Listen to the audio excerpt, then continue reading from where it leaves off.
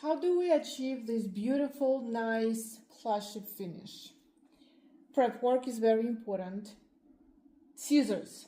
The type of scissors, the quality scissors is very important.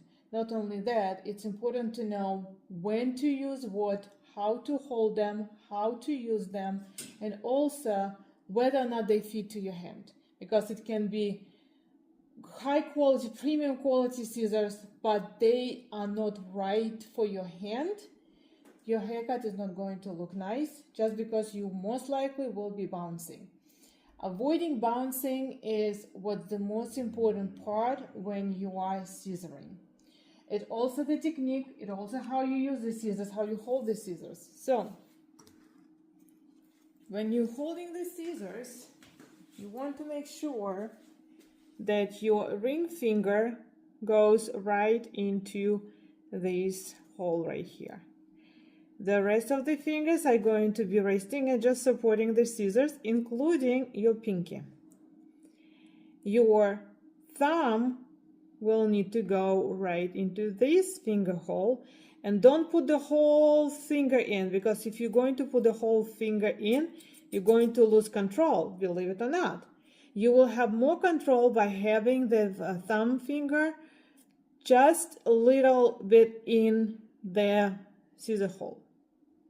This is very, very, very important.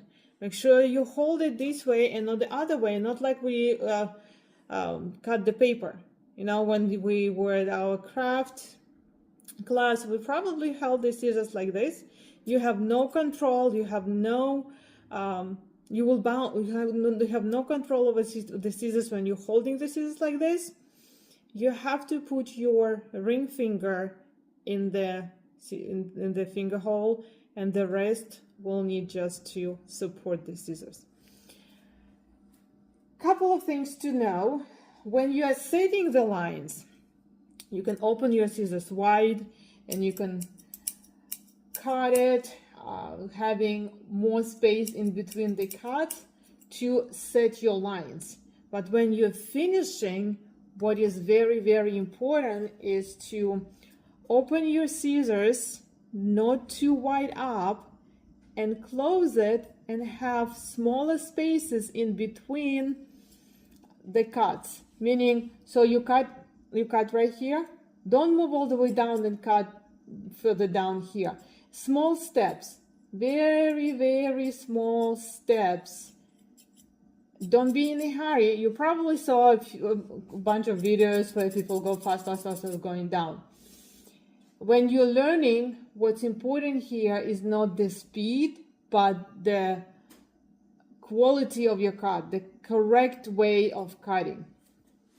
When you do the finishing work, you want to make sure that only your thumb is moving. Only your thumb is moving. You can see that only this blade is moving. My thumb is controlling this blade, and only this blade is cutting.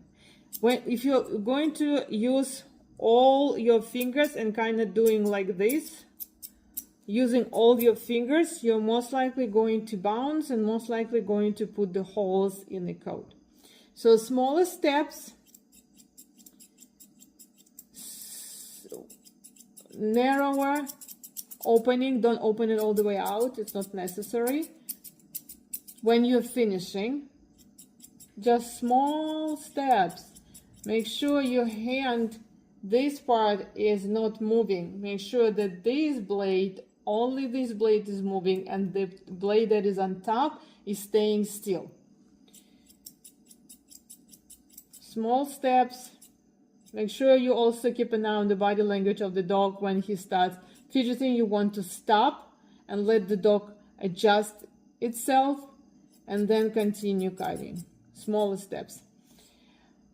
Very important to have your finger, your thumb finger, just a little bit in, and the whole scissors must be resting on the rest of your fingers.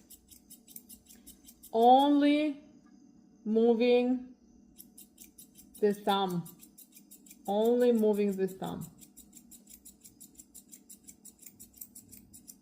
What is also important here is not just move with your hands, but also move with your body. You will have more control when you move with your body.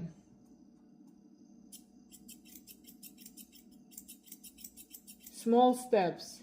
The dog is fidgeting, you're going to stop. Here you go. See how nice it looks? Comb the hair up, all the way up when you're scissoring. And then if you see anything stick out, you're going to cut it in the same way as I showed you before. As you can see, only my thumb is moving. The rest of the fingers just moving down. Up and down is supported by the thumb. Everything else is not moving. I mean, it's moving down, the hand is moving down, but the only thing that moves the blades is just this thumb finger. This is one of the ways how you achieve the beautiful haircut.